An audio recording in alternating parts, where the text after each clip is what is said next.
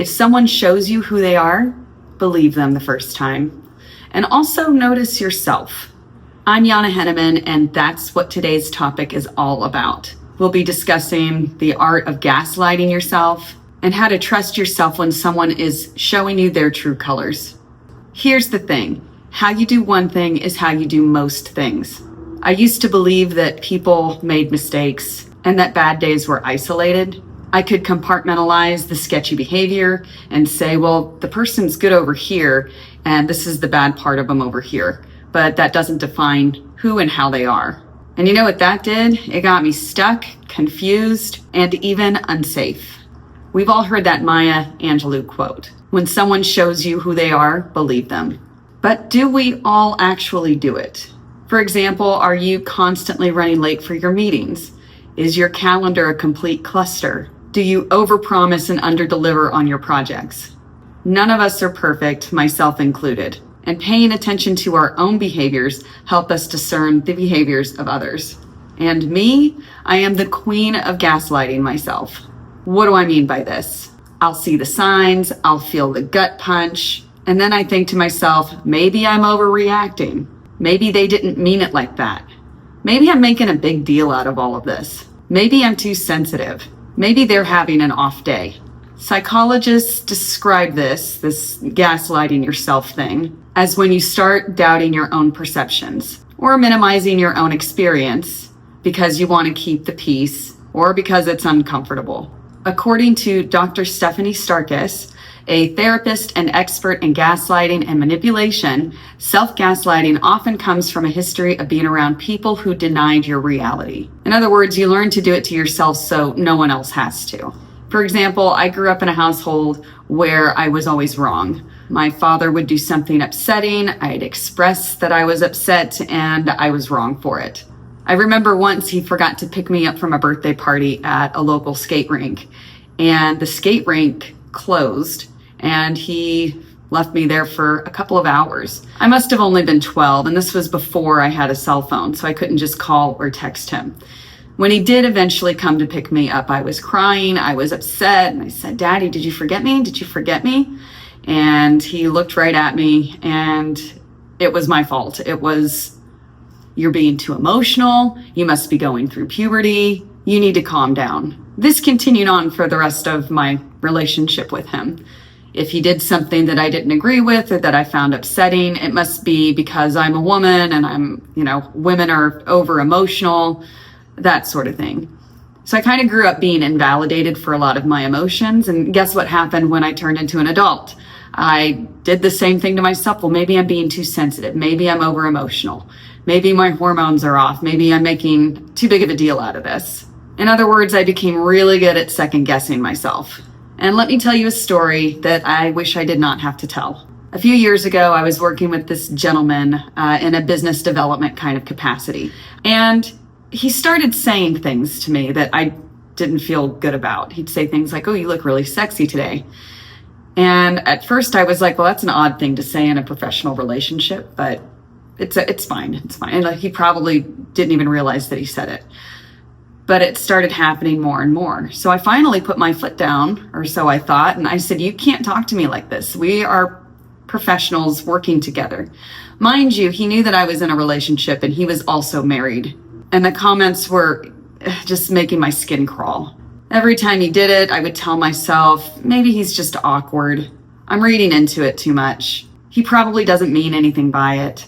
And when I told him to stop, I felt really good about myself. Like, okay, yeah, this is a boundary. I'm putting my foot down. But it didn't stop. In fact, it escalated. There was one afternoon he took his wife out to lunch and he drank a little too much. And I was supposed to meet up with him afterwards and go over some quotes that we had. And when we met up, it was very clear that he was drunk, but that's when the grabbing started. That's when the real inappropriate comments started. He even tried to sniff me, which was really weird. I had had enough, so I got up and I went outside, and he pushed me up against the wall and told me, you know, our first time I imagine us doing it doggy style. And I was mortified. So I pushed him off me, got in my car and drove off. And I got home and I just froze. Every alarm had been going off in my body for weeks, but I had silenced them. I kept second guessing myself. And that's what self-gaslighting is. It teaches you not to trust yourself, to prioritize harmony over truth, and to protect someone else's comfort over your own better judgment. But the thing that made me the angriest about this whole situation was me. He showed me who he was earlier on in our professional relationship, and I ignored everything. After that incident, I decided I was going to have really clear boundaries and not to ever put myself in a situation like that again. And I did. I became way more vocal and angry anytime someone treated me badly. And what I got told for it was, you know what your problem is? You got a giant stick up your ass. You might want to remove it. And I just kind of look at them and say, no, I like it. It gives me a tingly feeling. I think I'm going to keep it there for a while. People pushing boundaries or people trying to bend your boundaries, it's not just in a sexual capacity. It could show up in your inbox with an email that says, ooh, your prices are a bit too high. Can I start off with a free trial period before I commit? Or it could show up as a clearly defined job scope and then someone always wanting an extra favor here and there from you. The thing is this, they're showing you how they are. It's your job to believe them. They're showing you how they're going to treat you, how much value they put to your work, how much value they put to your time. And I've learned this the hard way. How someone shows up in the beginning is how they're going to show up in the middle and also in the end. And this applies to business partners, to clients, to family relationships, to your spouse, to friends, in regards with everyone. How you do one thing is how you do most things. If I let my boundaries slide just this once in my business, chances are I do it in other areas of my life as well. If someone's a little flaky on little stuff, chances are they're unreliable when it comes to the big stuff. And that's the other thing. We love to make exceptions of people. Oh man, she's really bad at following up with that person, but man, she's really good in these other areas. He doesn't respond to emails, but he's a really good guy once you get him on the phone. Or even, and this is my favorite, they've been dealing with a lot lately. And sure, maybe they have been dealing with a lot. But if the pattern persists, it's not the circumstance, it's the character. Keep in mind, I'm not saying that people don't grow or change. Personally, I believe in growth and I believe in second chances. But growth is rare without accountability. Coming back to the story about that gentleman that I worked with, he had taken no accountability whatsoever. The next day he called me. He's like, hey, why aren't you coming into the office? And I said, no, not after last night. And he played dumb. He said, what do you mean? What happened? And when I told him everything, he said he didn't remember any of it because that's how drunk he was. Anywho, I obviously left that business partnership the next day and I blocked him on all social media accounts and phone and email.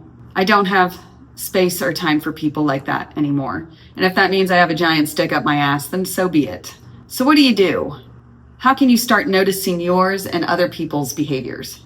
Start paying attention to your patterns, if you notice any red flags, to the ways people show up when they think it doesn't matter. Start listening to your body when something feels off. And most importantly, stop negotiating with the truth. I've given this example in a past video. Me and my girlfriend, we went and took a boxing class together and we were, hitting the punching bag and we had to hold and keep hitting as hard as we could for like 2 minutes. And it was funny. I was getting tired and my arms were hurting and the instructor walked by and I noticed that I was giving it my best when he walked by. And the minute that he passed me, I let my guard down a little bit. I wasn't punching as hard as I was previously punching. And I caught myself, hey, Yana, how you do one thing's how you do most things. So the minute that I realized that I was only giving it my best when someone was watching, I picked right back up and started punching hard again. It's little things like that. Notice, be aware of it. Be aware if you're gaslighting, be aware of your own behaviors. And instead of beating yourself up about it, just shift gradually. I'm Yana Henneman. Thank you so much for tuning in. Remember to like, follow, and subscribe to all of our social channels and scan the code at the end of this video to sign up for our newsletter. And I will see you this time next week.